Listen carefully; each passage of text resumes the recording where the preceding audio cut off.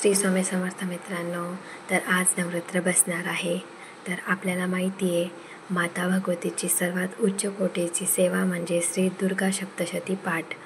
आपल्याला माहीत असेल की हा पाठ जो आहे आपण नवरात्रामध्ये करत असतो, तर तो कसा करावा, त्याचे नियम काय, अटी काय, कधी काय वाचावी, कधी काय वाचू नये, एका दिवसामध्ये किती अध्याय वाचायचे, आपण यामध्ये सविस्तर बघणार आहोत।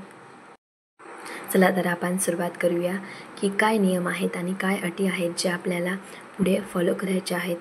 तर सर्वप्रथम आपल्याला आपल्या घरामध्ये नवरात्र बसवून घ्यायचे आहे।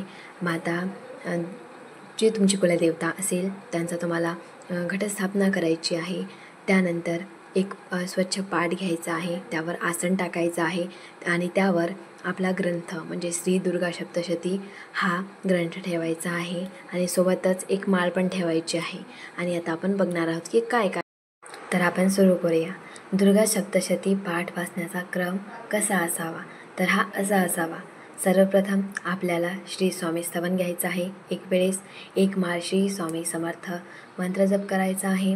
त्यानंतर एक माळ 99 मंत्र, देवीचे 5 मंत्र, देवा कवच स्तोत्र, नंतर अलगला स्तोत्रम, अथ किलक स्तोत्रम, रात्री सूक्तम, नंतर अध्याय 1 ते 13 पर्यंत आपल्याला पठण करायचे आहे। आणि त्यानंतर तंत्रोक्त देवी सूक्त, प्राधानिक रहस्य, वैकृतिक रहस्य, मूर्ती रहस्य, देवप्राप्त क्षमापण स्तोत्र।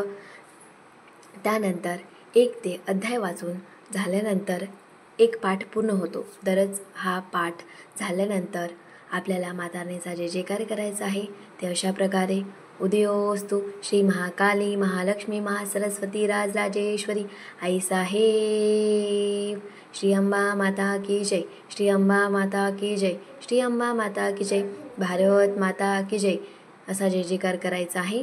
आणि त्यानंतर आपल्याला सिद्धकुंजिका स्तोत्र याचं वाचन करायचं आहे। त्यानंतर आपला हा असा पूर्ण पाठ म्हणजे एक पूर्ण पाठ हा पूर्ण व्हिडिओ